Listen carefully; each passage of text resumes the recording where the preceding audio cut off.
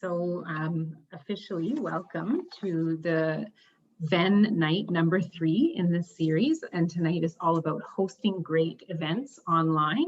I'm super excited about our presentation this evening. Welcome everyone. We're super glad that you're here. My name is Jennifer Miller. I'm the Manager of Public Engagement at the City of New West. And I'm going to just be helping as a bit of a facilitator moderator this evening. So I'll be helping with some of the technical stuff. And then when we get into some Q&A, I can help support moderating that as well. I'm really personally interested in tonight's subject matter as a public engagement specialist. I've had to move everything online as well over the last year.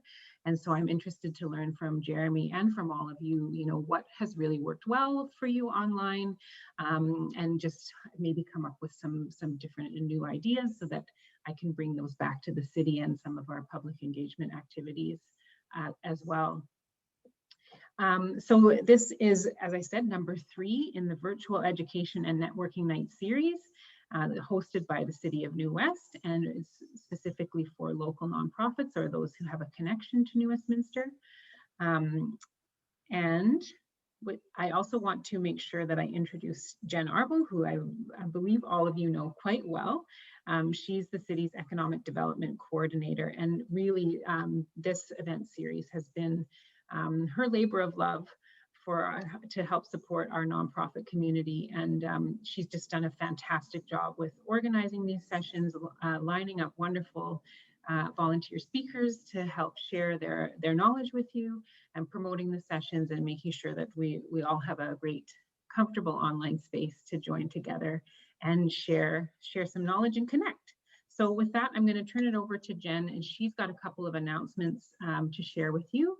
And then she's going to introduce Jeremy for our presentation. Thanks so much, Jennifer. Welcome, everyone. I'm so glad that you could all make it, and I'm glad we're able to record this for those who are not able to be here in person, but still are interested in the subject matter. I know the viewership of our previously recorded ones is actually quite good, so I'm pleased that people are getting a lot out of this. I have a couple of small announcements to make, and some are a little bit mysterious because all the details haven't yet been 100% finalized, but they will by next week, and I'll be sure that you, the participants in this group, will get emailed them. But we do have an educational bursary program coming up for our New Westminster nonprofits. I can't tell you all the details yet because that's what's getting approved, but it is exciting, and I'll make sure that you're aware of it. It will be open to New Westminster-based registered societies or charities. So there's a little bit of flexibility there, but we're really focused on supporting the New West community. So do look for an email from me next week with some of the details about how to apply. Our next event is likely at the end of May. I have tentatively booked May 19th, and again, I'll confirm that in the next few days. And it'll be about communication skills and sort of what can we do to better communicate in the community. All of these things generally get announced in the Invest New West newsletter, which sounds like it's a business newsletter, but I purposely include content for businesses, nonprofits, some of our institutional organizations as well, or post-secondaries, and try and really focus in on things that are beneficial. If you're not signed up for the Invest New West newsletter as a post follow-up to this event, I will make sure I include the link in that as well, so that you can choose to sign up. It's through MailChimp, and it's sent every 2 weeks, so it's not too much of a burden on your inbox, and any of these kind of announcements tend to go in there first. So with that, I would love to introduce Jeremy Perry. Jeremy and I have been friends for quite some time, and I'm really excited that he was available to provide this presentation tonight. Hosting great events is, they're here to stay. We are doing online events, whether or not we want to. This is our reality right now, and I can probably say that I have attended some not super great ones, but I've also attended some great ones. And I think that, being able to put your finger on what changes it from not super great to great, those are the tactics and things that I hope we'll pick up tonight. Jeremy has run countless online events, from running volunteer teams for the Ignite Festival and the International Queer Heart Festivals to facilitating events to engage people in the provincial elections, and running social events for the Rotary Club and groups of friends as well. He's currently in the process of launching his company, New Roots, which is a welcoming service service for people who are new to New Westminster. Through events and the creation of a welcome package, New Routes will help introduce people to the community and help combat the feelings of isolation when moving to a new place. So with that, I would be delighted, Jeremy, if you would take it away. Hi, thank you so much, Jen. So I feel like a bit of a broken record saying I'm launching my new company. My life has taken a much slower launch of that company than I had expected. But that's the way life goes. It is definitely still in the works and something I plan to be doing soon. So stay tuned, but don't hold your breath. So let me just share my screen. All right, so hosting great online events. Like Jen said, I have also been to some really not so great online events, as well as some that were good and some that were great. So, and I've hosted, I think, that full gamut. So I want to just talk about little things we can do to try to make things better. Definitely feel free to interrupt me with questions at any time. I'm not one of those sorts of presenters that would rather you hold them till the end. I am happy to get interrupted and clarify something as we're going. So feel free to just pipe up and interrupt. Every one of you is actually an expert in events. Maybe you haven't, I think most of you have probably hosted some or many, and all of you have attended some, at least one. You're here tonight, but I'm sure you've attended a lot more than that. So I'm hoping that this isn't going to just be me talking about my experience. It's going to be all of us working together and kind of collecting our knowledge together. There is going to be some participation that's going to come up later in the event tonight. So what has made online events memorable and interesting or fun for you? So if you can just kind of put a bit of thought into that question, that is something that we're going to be discussing. We're also going to discuss different platforms and the pros and cons that came with it. So I want to just hear what platforms you've used, what your experience has been, and we'll be sharing those together. We're also going to talk about examples of online in-person hybrid events. We've actually probably all attended some of those already, even pre-COVID, and not really considered that that's what they were, but I think we're going to see a lot more of those going forward. So we're going to talk about kind of future forward and be planning for those and how to make those better. And then also, because this is geared towards nonprofits, there's a lot of fundraising happening in the online space right now. So I was hoping that we could share some of our experiences, talk about things that have worked, what hasn't worked, or if we have any ideas that we're considering and just kind of want to bounce some ideas and flesh those out. This is going to be a space to talk about that a little bit as well. So that is a lot to jam into an hour, and I am committed to not going over the hour, and we'll see how that goes. So, so the first thing I want to stress is with online events, they need to be relevant.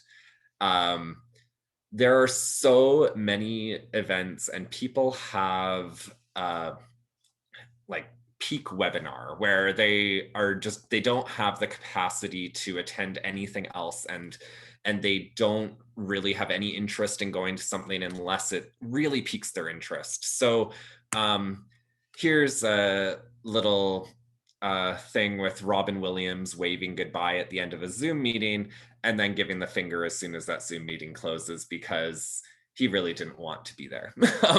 So let's just keep that in mind. I think this is a very common feeling that we've probably all felt at times, and it's just important to make sure that the content that we have is of interest for your audience, and not only of interest, but it has some sort of entertaining value as well, because we're tired. We've all been spending so much time in front of our computers, and if we're being forced to or being made to feel like we should attend things that aren't piquing our interest and isn't bringing us value, it's not going to leave you feeling good about the event. So the best way, I think, to gauge what will be of interest to your audience is to ask them and have conversations with the people who you want to be coming out to your events, whether that's your current audience that you already engage with, or an audience that you want to be engaging with. Find a few people that clearly fit into that demographic and just ask for half an hour of their time and just ask questions like, what do you need? What value? What's annoying you? Because if you can find out what's annoying them, then that shows you the opportunity to be able to provide solutions to that. So really talking to your audience and finding out what they need, that's going to help make sure that you're creating the sorts of events that are good. I remember last VENN, during the networking things, we were talking about communication and how a lot of people in the nonprofit sector were struggling with figuring out how to communicate with their audience. And then hearing Jen announce that that's the topic of the next session, I think shows that she's really following that advice already. So good going, Jen. So it's really important for the timing of an online event to understand what competing events might be happening. And that could be something that might be being broadcast as their season finale of something that people who are in your target demographic are all watching. Is there another organization in town that's doing something? And I think that is no different than if you were doing an in-person event. So just remember, when you're doing an online event, not to forget that piece, because if you don't have enough people being able to attend, then it does cut down on how great your event will be received. Also, the length of the event is really important. I've noticed that people are quicker to sign up for shorter events. So if you can pack a good information into a short amount, rather than having 3 speakers who are each going to speak for half an hour with some networking and make it a 2.5-hour event, have those 3 speakers on 3 separate events, and then people can really gear their time to the event that's of most interest to them. I think when you are asking for people's time, it's just important not to ask for too much, because it's very easy to just not show up to an online event. I think the big difference between in-person events, which already had a problem that people would sign up and then not show up, but I think it's a lot easier to just say, no, I'm not turning on my computer, rather than I have a ticket to go outside the house. So I think the length and really does play a part in whether people are willing to show up. Again, with marketing, I think it's not that different than in-person events. So make sure you've got a really good pre and post event follow-up plan. So figuring out that plan and deciding, okay, I'm going to be sending out reminders, I'm going to ask people to share with their friends at this time, and have that idea figured out. Also, where are you reaching people? It's very easy to say, okay, I'm just going to put it on Facebook, but I'm willing to bet we all have people in our lives who aren't on Facebook, even though we think that that's such an easy place to market everything, because I mean, that's Facebook's business model, is a marketing engine. So where else can you reach your audience? And I think that that's a good question to ask when you're trying to figure out whether the topic of your event's going to be relevant and interesting to your audience, to just ask them where they are finding information, because you might be surprised that there's a place that you hadn't thought to reach them and to advertise your event in. I remember from in-person events, I was always surprised at how great posters worked. I'm not seeing a lot of posters for online events, but I'm not convinced that they're not a good idea. So just gonna throw that out there as an idea that I think merging some physical things with the online space is something that I think people need to consider doing more of, especially as people are venturing out into the world more and more. So we're going to do a breakout room. And this is a way, like, how to make your event stand out. So I want you to think about online events that you've been to and what made an event memorable. So what made you talk about it afterwards? What were those key things that made it exciting or made it great and made you talk about it and tell people like, oh, when I went to this event, they did this. So because we've all been to so many events, I'm hoping that we can share these with each other in a small breakout room. It's going to be about 10 minutes because I do want you to really get into it and talk about all these most memorable things. And if you can first start by introducing yourself to each other, so maybe take a minute to do that. And then everybody take 2 or 3 minutes to talk about some really memorable moments in online events that you've attended. If you can have one person in your group who's going to take notes, when we come back together, I'd like to hear from one person from each room. So there's going to be probably 2 or 3 people per room. So we're going to go into those breakout rooms now. So Jennifer, if you can hit go on those, you will get a little reminder when it's 1 minute left to wrap it up and come back.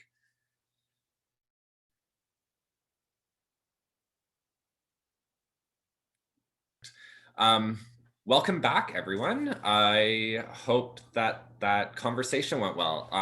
I would love to hear from you about what made events memorable.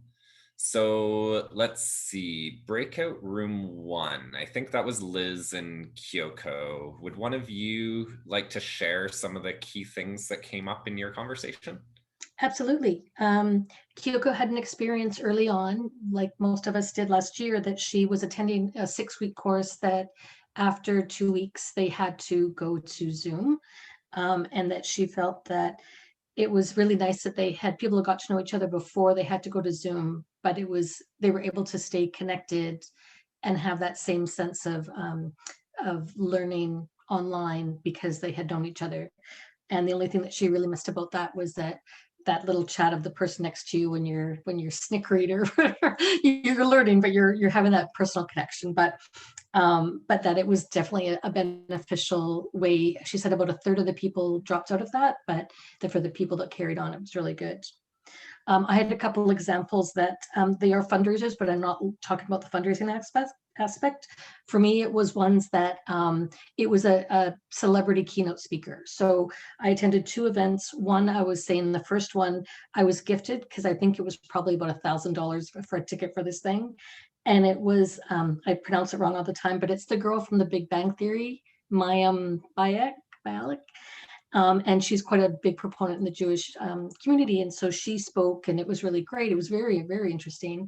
But the real treat was this was a across North America event, and they hand delivered to my door a basket, wine glasses, food, all these treats, all monogrammed with the organization. And it really, like, first it's a huge treat, but it was also really nice to feel connected to the whole entire North American community because we're all enjoying the same thing and we're all participating. But it was that external piece, that outside of Zoom piece, that real life piece matched with the online experience that was so, it just felt good. So it wasn't two-dimensional.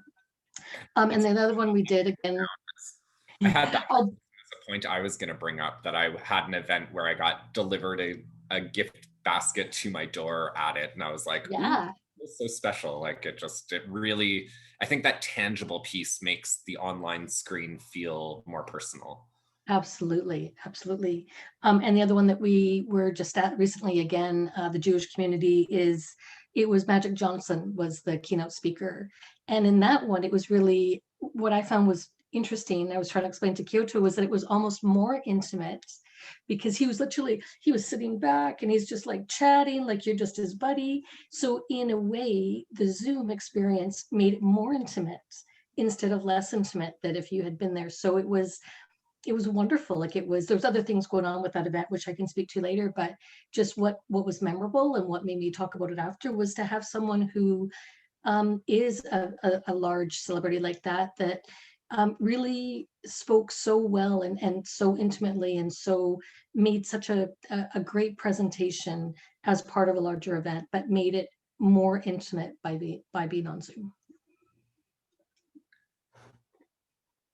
All right. And the other group, is one of you able to share some of the takeaways?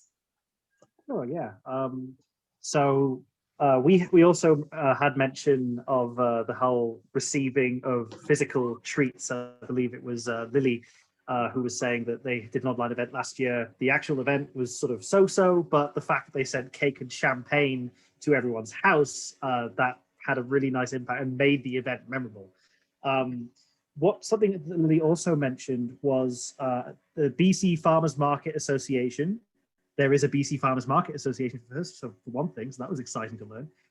But also the fact that they actually had live musicians do pre-recorded little concerts between presenters and speakers, if I understood that correctly. So having that little, and another way to engage, activating additional senses, and that's something that the Discovery Centre did last year when we hosted a more online version of our Riverfest activities.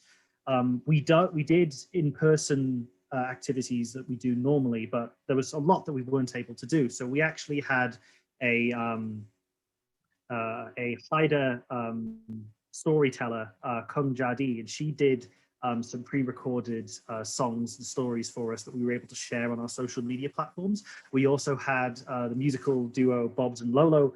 They did they actually did a Instagram live concert for us, which across all of our channels got quite a good amount of attention. So just experimenting with new ways to reach people, even though we couldn't be there in person. Which brings me to Grace.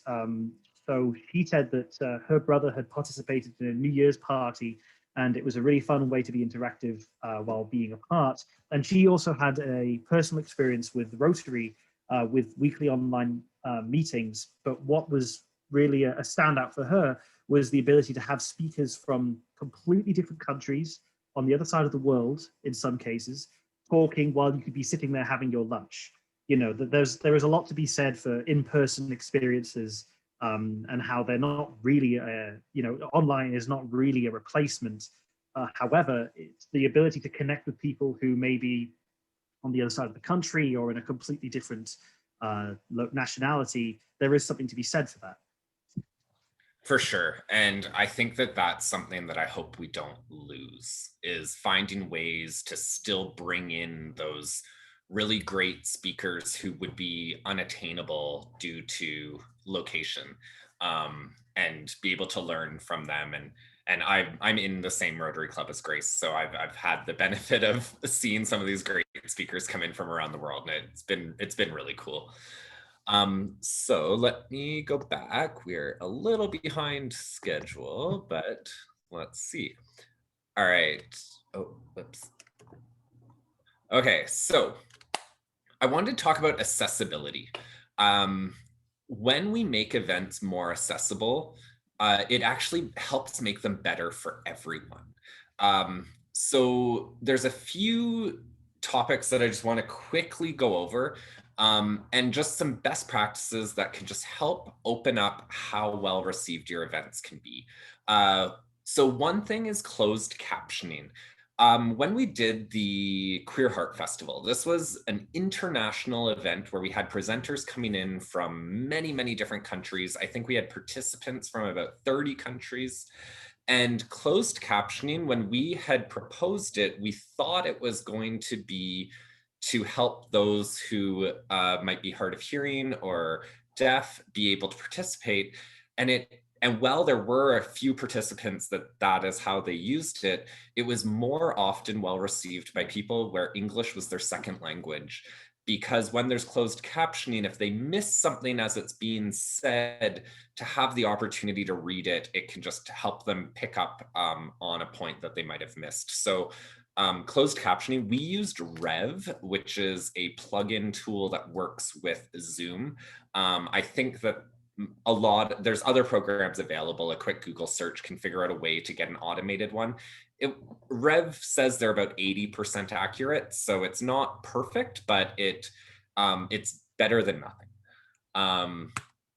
Another thing is to offer a dial-in only option. I think it's easy to forget that not everybody has access to stable internet or is comfortable being on a screen and might just want to dial in and listen. I know we did have a couple people who were essentially doing that, and I wish that I had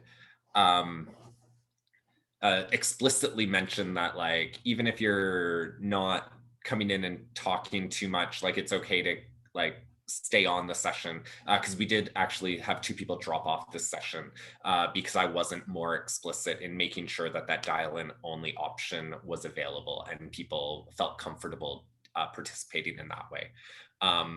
So I think I could have done better today.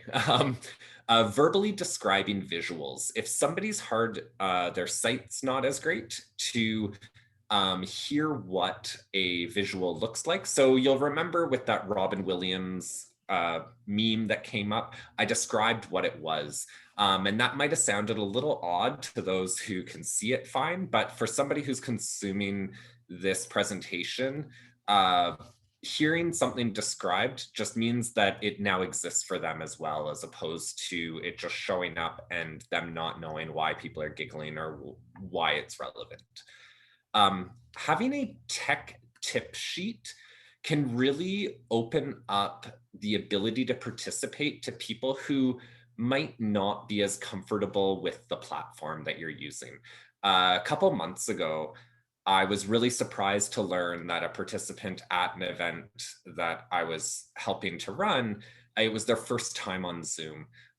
They actually took offense to somebody asking them to mute themselves because it was their first time on Zoom. They weren't really clear on the etiquette and there was some background noise happening, but they had thought that the person was asking them not to participate and to silence their voice.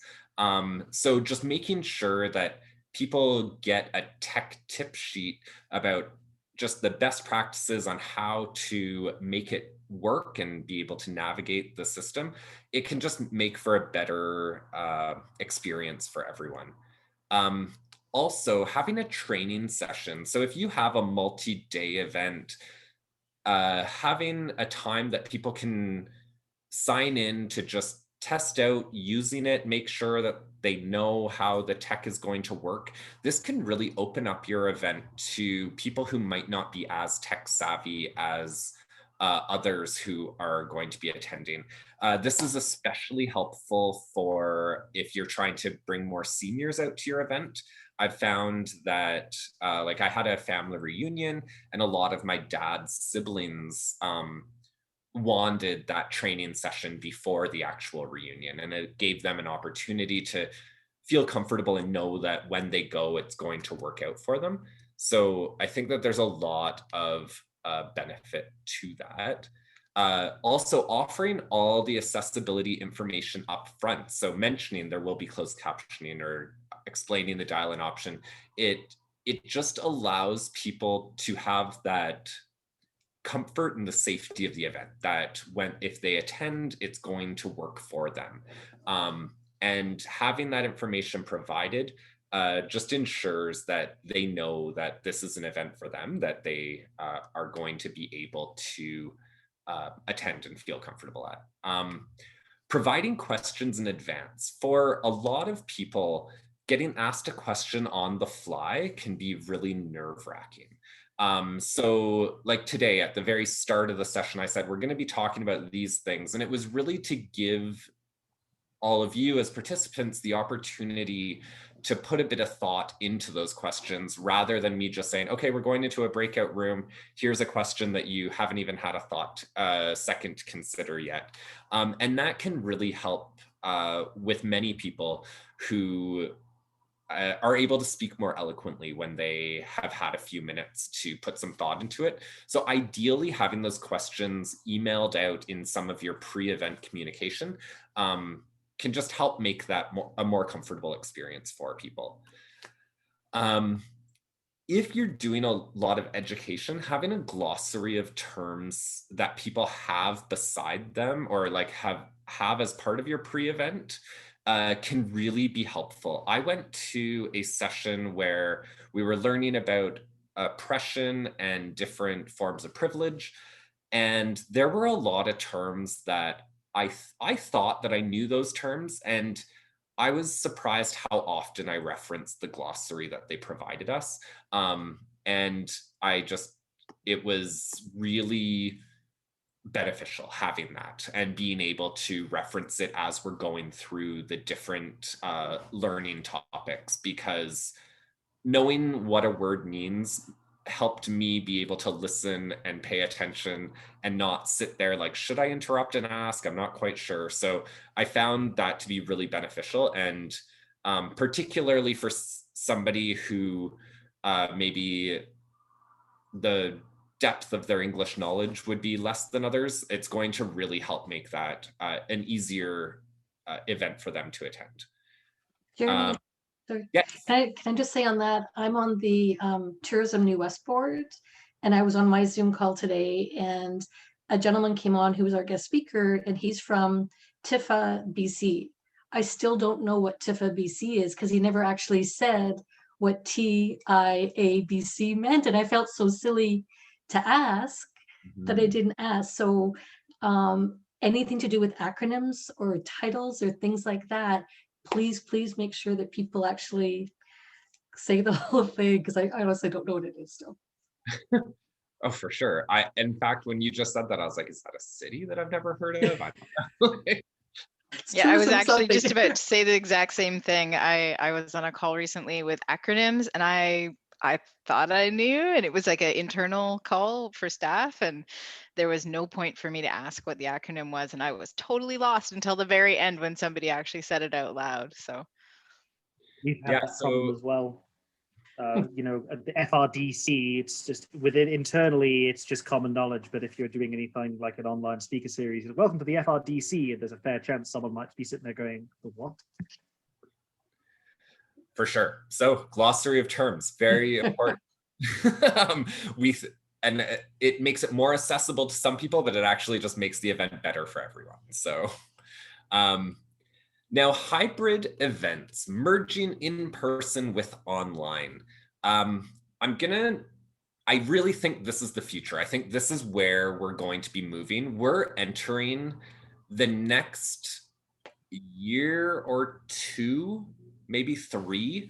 I think we're going to see a lot of people nervous about coming to an in-person large gathering, whether that's because they have some vulnerable individuals within their household or their close network that they don't want to risk getting sick, or they're just struggling with the transition from not being around people to being around people again. So there's going to be this time where we need to be really conscious of that, and understanding that people are kind of going through their own struggles with the fact that the world's a really weird place right now. So, I think even as we start to open up, it's just going to feel weirder for some people for some time. So when I think of hybrid events, the first ones that came to mind were actually from pre-COVID. I remember there was like Pecha Kucha would live stream But then some people would be watching that live stream at home, but then connecting via Twitter and actually communicating at the event as well as not being there in person. So like there are ways that we were already doing these in-person online events. I know when I worked with Sun Life, we would have large employee events where it would be everybody within the disability management department across the country. And that was, I think, 8 major offices. In fact, one of those offices was in India. And we would all come together for these large meetings. And there'd be presentations coming from different offices, as well as questions being able to be asked from the floor. And some people working from home were able to fully participate and be part of it. So these events were already happening. And now I think we're going to see that more. So I had hoped to spend a little bit of time on this, but I am going way longer than I had budgeted my time for. So if anybody has any quick points that they want to throw out, maybe an idea that you've seen or something that you are excited about for an in-person online hybrid event. One example I'm going to give is in the summer when we were able to have some small backyard gatherings. The Rotary Club threw a 90th birthday party for one of our members, Gerda Zuez. And we had speakers. She's very, for those who know Gerda, it's no surprise to you that she has a passion for healthcare in the city. So we were able to have some ICU nurses be our guest speakers at the event. They came in via Zoom. Many of the club members came in via Zoom because we had to really limit the number of people in person. And then some of us, like myself, were there sitting in the backyard all distanced and trying to make things work and enjoy a meal together. And it worked. We were able to have this intimate thing where there was like a big screen and it was a Zoom call. And then we had a couple cameras on the people in person, and it was all a conversation together, and then had the speaker on the screen where people at home were watching it as well. So that was one example of a small speaker series social type event. But I'd like to hear what others have experienced as well. Anybody? So I'll share some tips from Pachacucha, as that was something I was a part of. And I will say that you need tech people. You need folks who are specifically designated as the troubleshooters. You need people who can work behind the scenes to manage anything that goes wrong and is doing some monitoring. So just recommend that get more volunteers than you would typically have for an in-person event. And just an in-person event, you need sort of like double that for if you're going to do a sort of hybrid component of it. There is a lot of software that makes it much easier. And there is a lot of like little tools and little, various platforms that have come along. But at the same time, you need the folks who can do the things. Yeah, where things go wrong. I mean, when you throw an in-person event, something always goes wrong. When you throw an online event, something goes wrong. So if you're going to hybrid it, expect both to go wrong. All right. Now, choosing your platforms. My plan had been to bring up the little whiteboard thing and write down the platforms and the pros and cons, but I don't want to spend too much time on platforms because if I have to cut something, I feel like this one is first on the chopping block. So a couple platforms that I think came up in our conversation already that I've heard, Zoom, obviously. I think Michael mentioned Instagram Live and using that as a platform. And I think we need to remember that like Facebook, YouTube, Instagram, these are all platforms for online events, and people are interacting with it, and you're still communicating with your audience. Zoom, Microsoft, is that Meetings? Is that what they call it now? Teams. Teams, that's what it is. Those are great for people to come together. There's also some interesting ones like Kumo Space, where that's kind of fun. I've only actually been to one Kumo Space thing. I found it a little clunky, but then I really liked it as well. So I don't know whether I was enjoying myself enough to give it more leeway than I should have in the fact that it was quite clunky. But are there any other big, and then Verbella, I don't know if anyone's been to a Verbella one, but that's a much larger enterprise type event where you have a little avatar and it moves through a physical space and you can then interact with people similar to Kumo Space, and then you can have big keynote speakers, and but that one's quite pricey. Has anyone else used a platform that they feel needs mention before we move on? So I've used Wonder recently, Wonder Rooms, and it's basically like Kumo Space, but a little bit slicker. I think they've taken the idea of having audio ranges and you can build into them, but it just feels a little bit more professional and a little bit less sort of animated, the way that Kumo Space has got a lot of that sort of graphic design that's a little bit cheesy, the pool room and all these other things. So I do like Wonder. I've just experimented with it a couple times with a friend and it was good. And with Wonder, was it as easy to use? Like, because Kumo Space was quite easy, like Zoom, where it was, you could just log in and it worked. Did you find that with Wonder as well? Like, did it kind of meet that? Yeah, it's the same idea. You create a room, you give it a name, like Jen's room, and then it's got a link, and you just send that to people, and they can enter. So I did really like that. Okay. And Lily, you've got your hand up. Yeah, I just didn't want to interrupt. When I went to the BC Association of Farmers Markets conference last month, they did it through Whova, which is something I had never heard of before. But it basically like piggybacks on top of Zoom, and it has a phone app which allows you to like message with other people, and it's like a workshop based conference. And so it gives you information about the workshops like in advance, where you can schedule through it, which workshops you want to attend, like indicate whether you want to attend them. You can see who else has indicated that they want to attend them. There's a spot where the person who like hosts the workshop can attach like documents that you can look at ahead of time and things like that.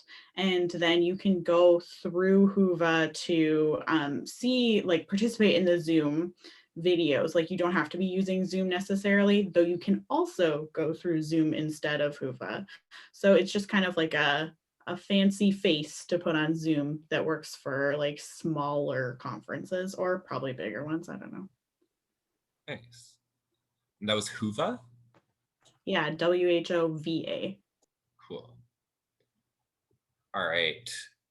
Now, events should be comfortable and fun. So when people have a fun experience or a comfortable experience, they're just going to leave feeling better. So we're just going to quickly go through a couple things. One, have a warm room. Nothing is worse than showing up to as online event or an in-person event where everybody's sitting there silent, waiting for it to start. I want to give Jen kudos where like with this series, I find like you're always in that initial networking, and anytime there's a lull, you try to pull somebody into a conversation, or like you make it feel like it's not just dead space. And I've really appreciated you doing that. And I think that highlights the importance of a warm room really well, and that you've been doing that here. Another thing is the 20-20-20 rule. I don't know if anyone has heard of this before, but you start to hate your computer and your eyes hate you if you're staring at your computer for too long. So it's recommended that every 20 minutes you should look for 20 seconds about 20 feet away from your computer, just to like feel better and just have a more enjoyable experience. So keep that in mind when you're designing an outline to an event, where you can have natural breaks where you don't need to tell people, hey, go look away for 20 seconds, but things like just switching to a breakout room or something actually gives that natural break where people will look away if that's what they feel they need to do, and they feel like they have permission to do that. So whether it's, okay, like go grab some water and take a real break, but just make sure that every 20 minutes there's some sort of transition that will allow people to look away and make that feel like a natural thing to happen. And if it's not going to work, tell people straight up, like, hey, let's stretch. Like, we've been sitting here for too long, and people will just leave feeling better. So I think that that's a good thing. Expect tech challenges. That came up a little bit earlier, but to have a comfortable meeting, if you have preempted the fact that they will happen and have some ideas in mind. Also, I like games and activities. Sometimes they're hokey. I find the more hokey they are, the more I remember them. Like at the Rotary Club's Christmas party, I did a Mad Libs to the Jingle Bells song. And I just called on each member of the club to give me a random word to create a Mad Libs. And I had built a little spreadsheet that I entered the words in, and then it like populated it so that I could like bring up the lyrics to Jingle Bells, and we sang it together. It sounded horrible and the words were ridiculous, and we all had a good laugh, and it was a lot of fun. So I think that having little interactive games or activities can just make things feel nicer. Now, events need to be fun. That is super important. And now, because we're coming up to right at the end of the time, we've got 2 minutes left. What I'm hoping, I had hoped to do a breakout room for fundraising online and discuss ideas, but I actually think that this is a good transition into just the open networking that was supposed to happen after this. So I think that this is a really good topic of conversation for us to take into that networking time. And let's talk about, like, what have you seen? What worked? What didn't work? What ideas do you have that you're considering, that you maybe want to like bounce some ideas and flesh them out a little? But I'm going to suggest that we just kind of use this as a guide for the after event networking. I know everyone's time is really valuable, and if you need to leave, it's definitely feel free to duck out whenever that makes sense for you. But I would just I think that this is really relevant to a lot of us, especially being in a nonprofit space. Fundraising happens, and we've all attended some good ones. And I mean, I know Liz just ran a really successful one. I want to hear a little more about it. I cut her off earlier when she was about to tell us. So, I think I'm gonna say thank you so much for coming and talking to me. As far as the recording goes, I don't know what makes the most sense, because I am kind of co-opting some of that networking, which should feel a little less rigid and recorded. So Jen, I'm gonna throw this back to you and say my formal presentation's done, but I really hope we get a chance to talk about the fundraising. So I don't know what the best way to go forward is. Yeah, we will. I think we'll continue its recording if everyone is comfortable with it. We've all so far been okay with our faces being on there, and what we do at the city is we will put it up onto YouTube, and then that YouTube link will be sent in some post-event follow-up that I will send. I took that tip and I wrote it down. Post-event follow-up. I actually wrote it into my calendar while Jeremy was giving us that awesome tip. So thank you for that. I generally always do, but now I realize the importance of it. So. Thanks, Jeremy. I really appreciate your time tonight in putting together that presentation and sharing. And I appreciate all of you for coming. As we've said a couple times, so I won't belabor the point, but we know that your time's precious, and online time counts for like 10 times what it does in in-person time. So with that, I will pause, but I'm going to ask Liz if she wouldn't mind sort of telling us a little bit more. I'm so curious now. I want to know all about this fundraiser. Well, sure. Well, I will start with one other one just to make sure that people know that it can be something really simple and really fun as well. So with Queen's Park, I did do a trivia night, and it was just online trivia. The platform is called CrowdPer. And with that, we had so many people do the actual event, and the actual event was fun. I'm a trivia fanatic, so I loved it. But on the not-for-profit fundraising side, we saw the largest percentage of our revenue was from donations, not from ticket purchases. So we did have sponsors for the event that did bring in income, but just by holding the event, and on our Eventbrite, we actually had a place where you could purchase you could just do a donation as well as purchase a ticket, and we received more money through that donation button than we did through the ticket purchases. So when you're thinking about these events, don't just think about the price to attend or whatever, because just an awareness about your organization can bring donations as well. So that's that one. So the one that was incredibly well received was Heart of the Matter. So to give some background, this event has been running for 23 years. It's normally an in-person event at the Inn on the Quay. It's $100 to attend the event, which is for dinner.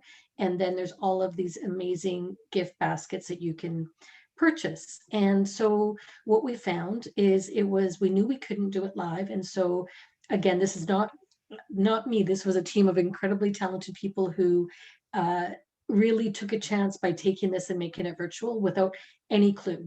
We were all kind of like, okay, we know that there's platforms out there, but how is it going to translate? It turned out, again, the actual labor. So just like we would have labor involved with the live event, here the labor was, again, receiving donations, taking photos, all the kind of the same thing, and then all uploaded onto the platform, which I'm sorry that I don't have in front of me. It wasn't Givergy, just so you know, that's quite a popular one. But there's a cost associated with it. So it's about $3,000, I think, to run the platform. So there is a cost to these events. It's obviously not free, but compared to the cost it would have been to host a dinner and all of the costs associated with that, what we found, it seemed very obvious that people were taking that $100 they would have spent on the dinner ticket and committing that as a minimum bid. Literally, people were they were donating, they were purchasing, and we did receive a 65% return, 65% of retail cost on average on all of the items, which supposedly in this arena is very, very good. So it was all very promising. And again, the 23 years, if somebody was doing this fresh, I'm not sure what the same result would be, but with 23 years behind us and with these relationships in place, and again, it was something to do, I think. It was at the time that ours launched, I actually was participating in 2 other ones for 2 different organizations. And so it was really interesting to see how different they all were. With ours, we had about 300 items of a lower price point. Another one that I was looking at had a much higher price point, and they did raise more money, but it was a different organization. But it was interesting how they chose, and you could tell it was curated for a different audience. So that's one of the points, is to curate it to who your audience is and what that would look like in terms of price point. But I think it was the people not having to pay for dinner, people committed to this event for many, many years. Again, we had more donations than in previous years. We had more sponsorship dollars than in previous years. And without the expense of some of the items that we would have done previously. So yeah, we were thrilled, because again, this is all money that stays in New Westminster and supports local organizations. And again, it's the support from those organizations that got the word out, and that's where a lot of our people that participated came from. But what we're not sure is what we're going to do next year. So we talk about this hybrid. Will next year be a hybrid? Will next year be online again? We have not. The team that created this event is so exhausted. So we just did the final report today. So they need a break. They need a rest, and not even thinking about it quite yet. But it was such an overwhelming success that I'm not really sure what the thought will be. I know that it was important as the in-person event, a very fun gala feeling for people to connect to the community. So I know that that's important, but for the sheer dollars raised, this was a huge, huge success. Well, and I wonder if silent auctions can be held online even during a in-person event, so that those who buy the ticket for the gala and they want that social piece, instead of having have the items displayed there, but allow anybody who isn't physically at the event to also be bidding. And so have the bids, have iPads around or something where you actually enter your bids. That's definitely been a discussion. And I was at a golf tournament, even several years ago, like a few years ago, that was exactly that. So on Givergy, they had you just had to go onto your phone, and you could bid. So people that weren't there could also bid, and people in the room could bid against each other without having to walk back up to the table all the time. So there's definitely hybrid options. We did do that at a kids sport fundraiser where we had volunteers with iPads sort of standing by where all the goodies were, and people entered their bids on the iPads, and that worked really well. Michael, I saw you put your hand up. Did you have a comment? Yes, it was just to confirm which platform you used. Was it Givergy or was it another one? It wasn't Givergy, and I can send it to Jen because I don't have it in front of me. Because I think it's the similar price point from what I know of Givergy. And one of the other organizations was using that. It did have a bit of a cleaner look, but I don't know it's because they had less items, so it presented differently. So I'm not sure if it's just our sheer volume created the look that we had to our site, but they all work the same way and do the same thing for sure. I would say one thing that I thought was nice, and again, that some had and some hadn't, or the three that I was doing, was it's nice to see who you're bidding against, because it kind of creates that more interest. So if you have that option, some people can put in anonymous, but if they do put your name and you want that item, then do you want to bid against them? Do you want to, so it's kind of having that information is kind of fun, because you would have that at a live auction. So. Well, and I always find at a live silent auction, I always like to egg people on. Yeah. like if I know somebody wants something, that will have me bidding way more than I'm willing to pay for it, just because I'm hoping to get them to open their wallet deeper.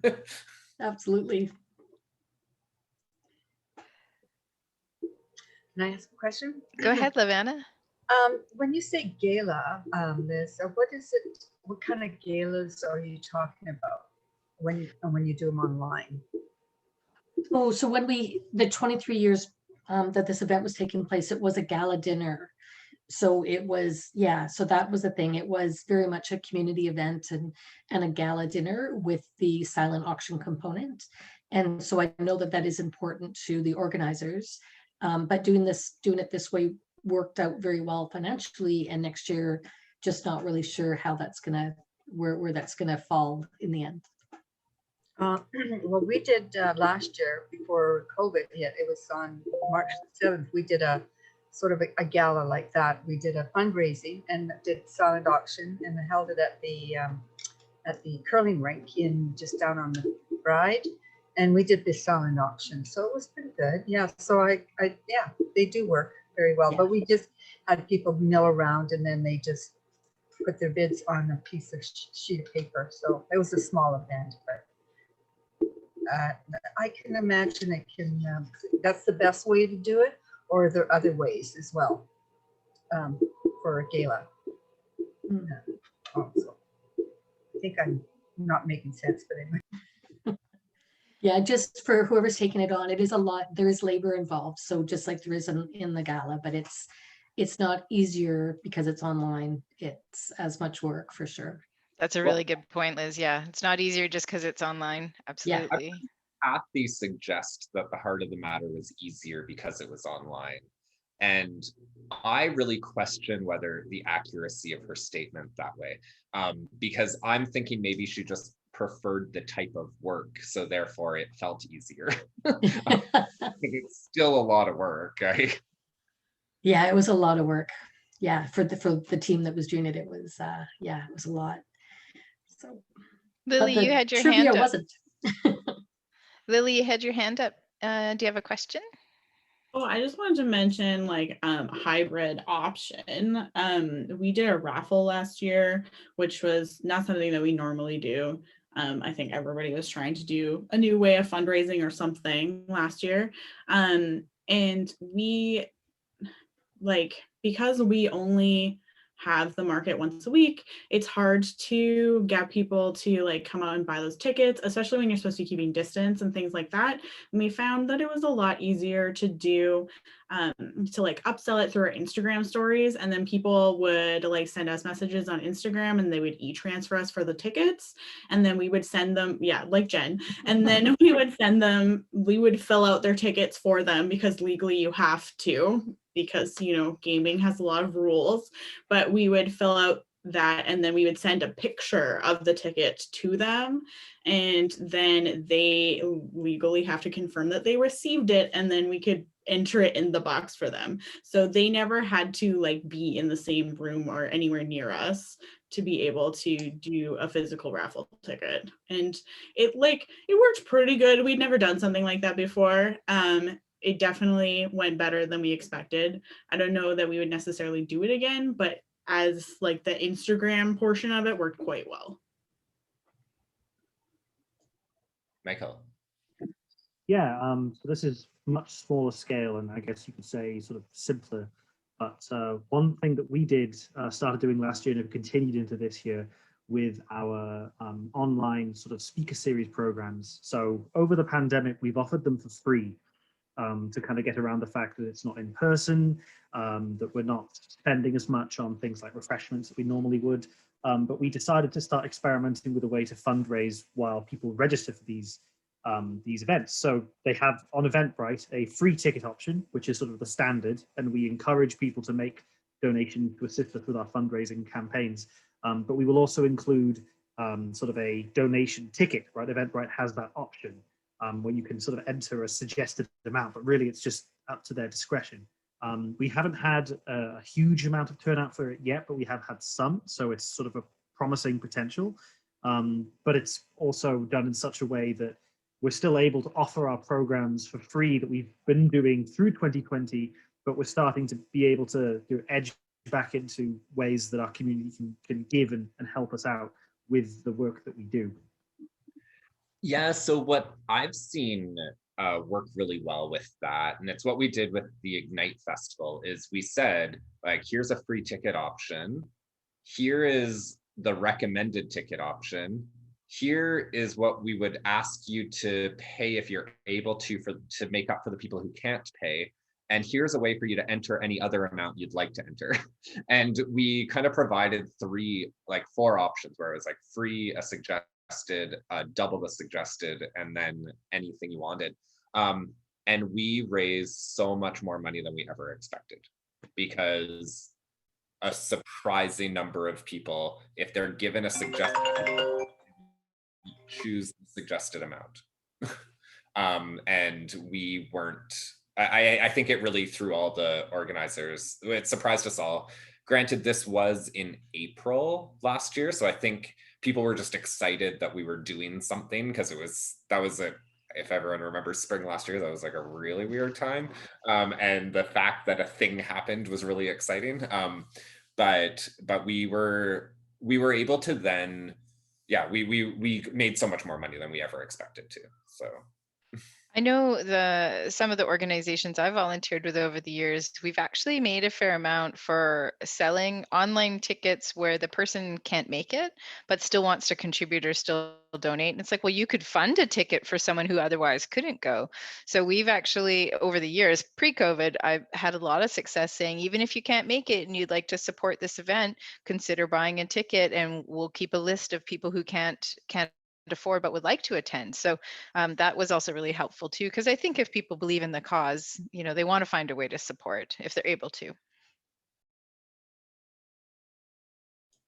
At our Christmas market, our December market, because we did this like special 2-day weekend market last December, and this is not online at all, but we decided that we were going to ask for donations for like entrance donations, which is not something we normally do at the market at all.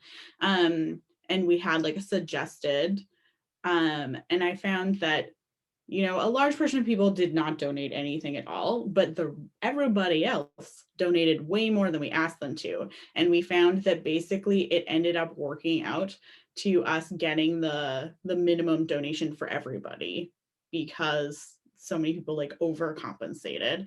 And I think because all year long people come to the market and it's not something that they have to pay to get into, I think people were mostly like very willing and happy to donate in that moment to attend that thing.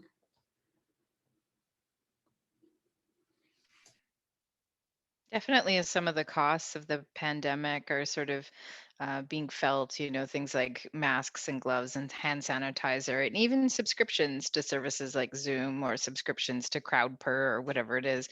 I think people are starting to grasp a better understanding that there are costs associated to doing an online event or having to host an event with COVID safety protocols. So I think that, you know, when people are financially able to, people are happy to contribute whatever it is to help out to make sure that things can continue ultimately. So it's, you know, I know not everyone can, and so I can, so I purposely go out of my way to contribute when I'm asked to help with some of those costs.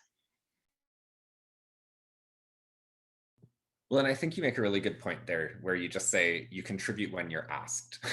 So I think we just all need to remember to ask. Like what I've seen, so with our Rotary Club, we do these happy dollars, and we've been making more money on our happy dollars during COVID than we ever did when we were in person. And because in person, people would like take the change out of their pocket and throw it into a basket. When they have to like say, I will put in this many dollars, people are like, oh, today I feel really happy, I'll throw in $20. And that would occasionally happen at an in-person meeting, but I think that just giving people the opportunity to give something and making that easy to do it, I think that there's a lot of benefit in just remembering to ask. Also last year, we just asked. We put up a bunch of like social media posts that many of you probably recall, where we were like, we aren't making any money, please help us. And I don't know, it felt weird to me because it felt like a pathetic plea, but it worked very well. Like people really came out to support in a way that I never anticipated. And people got to choose their own donation amounts. And I think we fundraised like $6,000 just from saying like, please.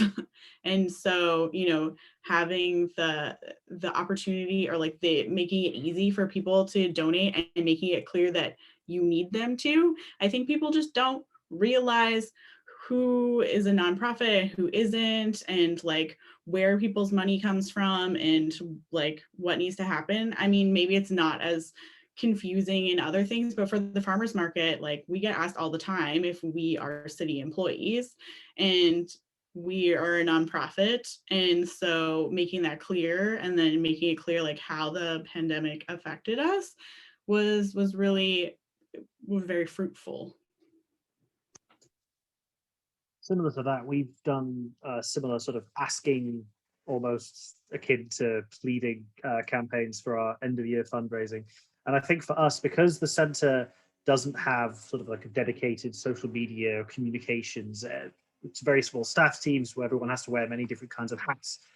So for us, what the learning process in is sort of how to best leverage our various social media platforms to ensure that we're phrasing it in the right way and reaching the best amount of people in the most consistent way without it coming across as too repetitive. I mean, this is a whole broader thing about communications, but that's something that we've all been learning, and doubly so in the pandemic, when we've been so much more online and we've had to become much more present, much more, I guess, organic, and sort of flexible in our online presence, because previous years it's been much more mechanical, much more, you know, X number of posts a day scheduled here, here, and here. But we found that a more infrequent but sort of a natural approach tends to get better traction. People care more. So that's kind of part and parcel of what we've been trying to almost relearn as a result of the pandemic.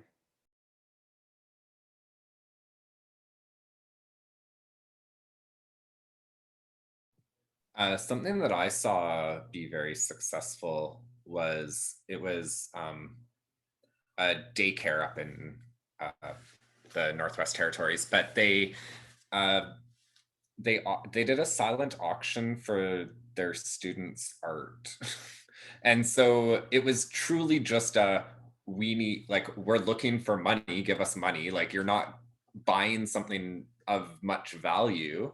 But they were able to, like, it gave people an opportunity to give them money. And I think that a lot of fundraising, people just, if they care about the cause, if you communicate to them that you're looking for funds, it doesn't matter so much exactly how you do that, more that you're communicating clearly that we need the funds, this is what they're used for, this is why this is beneficial, this is why you care about us, and just giving people a method to help support a cause that they care about. So. And I think on the flip side of that one, if anybody's attended sorry, my dogs are kind of going crazy over there. The nights where you mix drinks or make meals with a celebrity chef. So those are kind of things I know that one of my fellow EDs who works for the basketball wheelchair, one of their board directors happens to be a good friend of a chef in downtown Vancouver. And so they were able to create this event that would go beyond wheelchair basketball and people that necessarily are directly involved with it, but they were able to have a very, very successful event because it was something that was of interest to many people. So I know that that's a completely different way to go, and it was really great for them. And then on the younger crowd, my daughter has been doing these cocktail nights so that they give you the list and you go and get the ingredients, and then you're there and you're having this really social fun thing, and the money's going to some good cause. So it's funny that sometimes it can have nothing to do with your organization or interest, but it can be a really great vehicle for getting people to learn more about you. So yeah. Liz, were both of those examples online events? Correct. Oh, that's so great. Both of them, you received the menu or the ingredient list prior, and you would go out and get the ingredients, and then you would participate like this with the main person doing the education for the cooking class or the drinks. I know there's ones that I think that they might even ship, like the other fundraisers, that they send things to your door. But yeah, that could be pretty fun. I'm just noticing our time. This is great conversation, and it's wonderful that we've kept this going so long. It's a sign of a good topic and a good presenter and a great group of folks. But we do have about 5 minutes left in our scheduled time, and we will close by 7 o'clock. I always commit to finishing on time. That would be one of my tips for a good event, whether it's online or in person, is stick to your agenda, your advertised agenda time. So any last questions for Jeremy? Any other tips to share? Great experiences you've had with online events? Any other kind of last words as we move into our last kind of 5 minutes together? I also like to hear the things that you hated. Like, what was something that happened at an online event that you were like, ugh, We don't have enough time for that, Jeremy.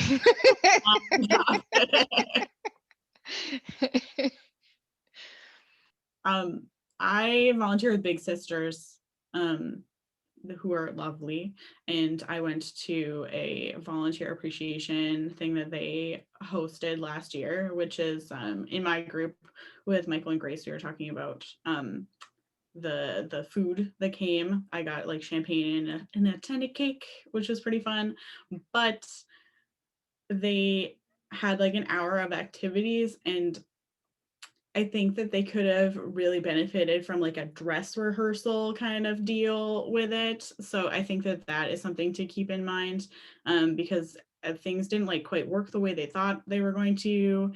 And it was a little clunky because of that. Like, they tried to do trivia and it didn't really work the way they thought it would. And also they had a really big issue with the fact that they had a Zoom account that only would host 100 people. So being aware of like how many people potentially could come they couldn't have all of the people who wanted to attend, like could not get on the platform at once. They had to ask their own staff to leave so that there was more room for the volunteers. And so I really felt for them. So I think those are kind of things to keep in mind as well.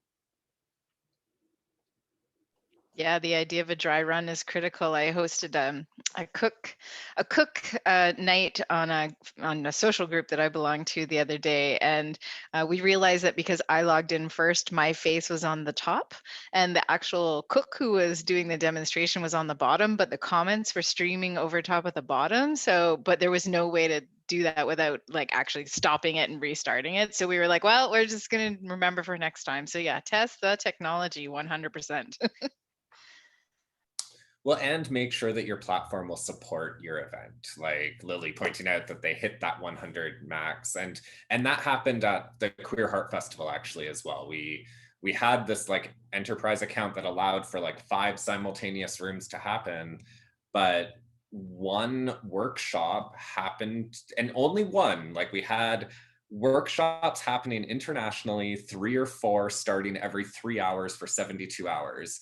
And there was only one in that entire weekend that got so many people interested that we hit that 100 limit. And we knew that we had like, I think it was like 600 people had signed up for the weekend of workshops, but now we know like pay extra to be able to host that one workshop because it is well received. So yeah, you're able to go over the 100, but you need to be able to pay for it and know that that needs to happen. So well, thank you everyone for coming. This was really great. Thank you for listening to me, and really thank you for sharing your knowledge. Like I'm a big fan of learning from other people as opposed to just spouting off information. So I really appreciate that everyone participated so fully and helped us all learn more. So thank you. Thanks, yeah, Jeremy. I was only recently made aware of these this VENN series, so I was sort of advised to take part in this one. I'm really glad I did. It was really nice to meet you all and to have these conversations. I look forward to seeing you all at the next one. I think this was a really, really active one. I mean, I feel like we could keep talking, but we're not going to. So, so I think we'll end it.